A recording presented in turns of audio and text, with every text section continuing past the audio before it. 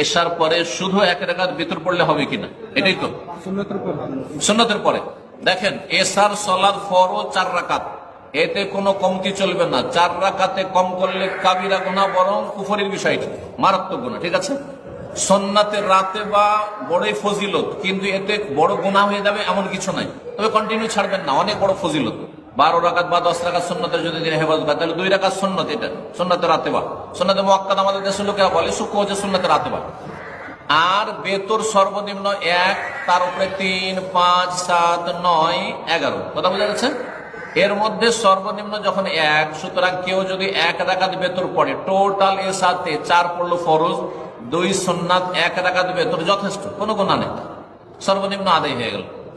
জি, আহলে হাদিসরা, সালাফিরা অনেকে এরকম করে পড়ে। আহলে হাদিসদের আমল ঠিক এরকমই। যারা আহলে হাদিস এলাকার মানুষ, আহলে হাদিস মসজিদ দেখবেন যে ওই রকমই পড়ে, 7 রাকাতই পড়ে।